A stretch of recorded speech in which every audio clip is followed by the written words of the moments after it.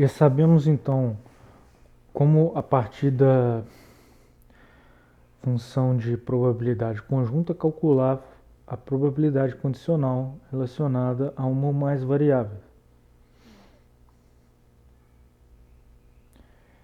Então vamos ver mais um exemplo aqui.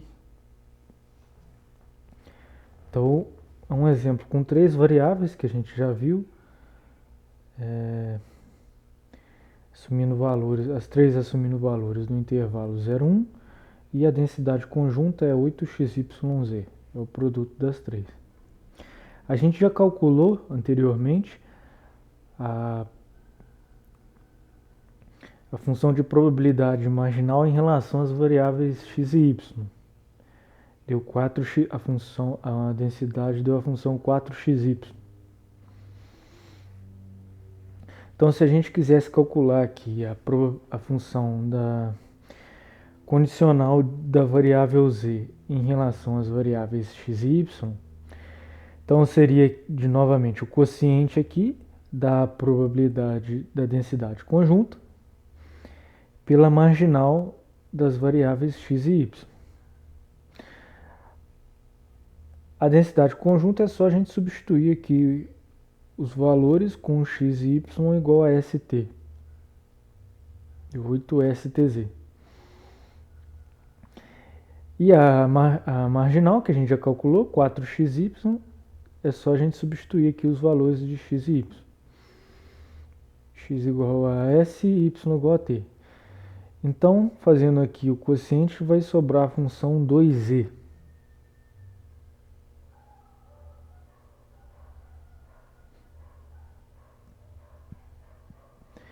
Então, aqui nesse caso, aconteceu digamos, uma coincidência. Se a gente calcular para essa densidade aqui a probabilidade, a densidade marginal em relação a z, vai dar a função 2z. Ou seja, nesse caso aqui, a densidade condicional coincidiu com a densidade marginal.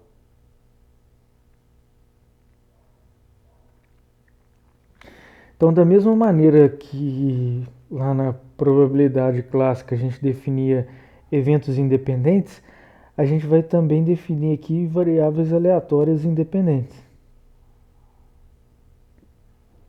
Então, lembre que dois eventos A e B são independentes quando a probabilidade de A dado B é igual a P de A.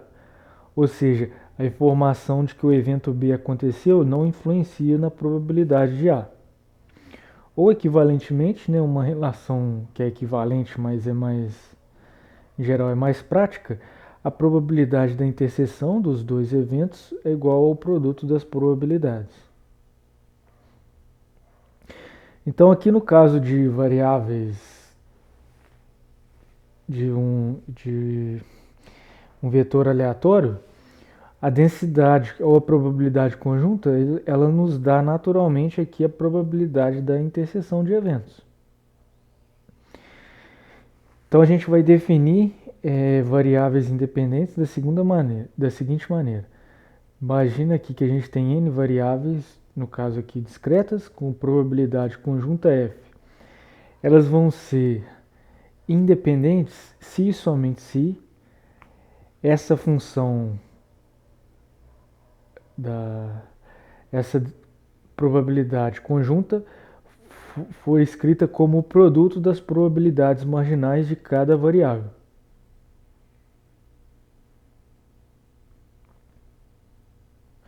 Então, para nós aqui, esse conceito de independência vai ter uma importância similar ao caso de eventos, né?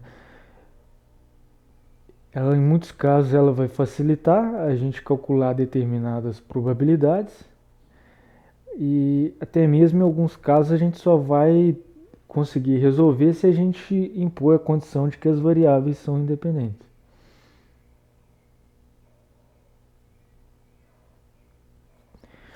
Então vamos voltar no exemplo que a gente já viu.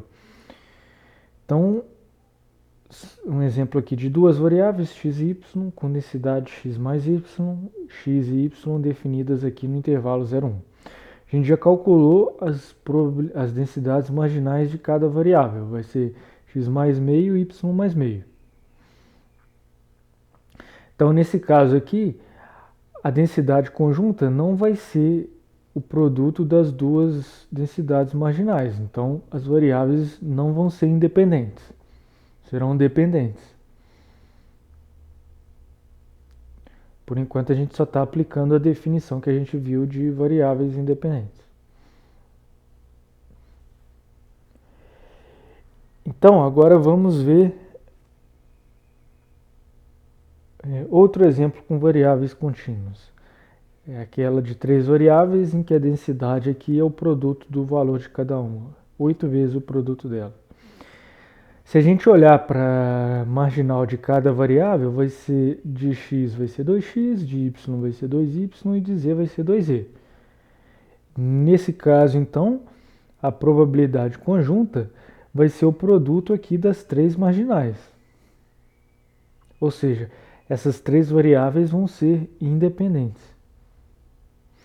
E lembra que a gente já tinha comentado anteriormente que se a gente calcular aqui a densidade da condicional vai dar justamente igual à densidade marginal,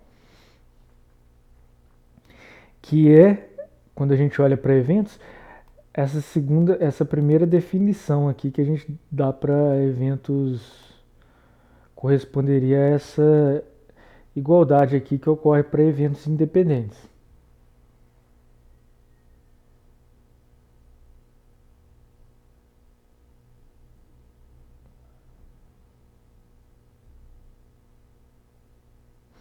Então, como é mais fácil a gente olhar para essa relação, a gente definiu a independência a partir dela, mas seria equivalente a gente também definir a partir dessa relação, que corresponderia a essa identidade aqui. Então a gente já sabe verificar quando um determinado conjunto de variáveis aleatórias é independente. A gente vai ter que calcular cada densidade ou probabilidade marginal e comparar o produto delas com a probabilidade conjunta.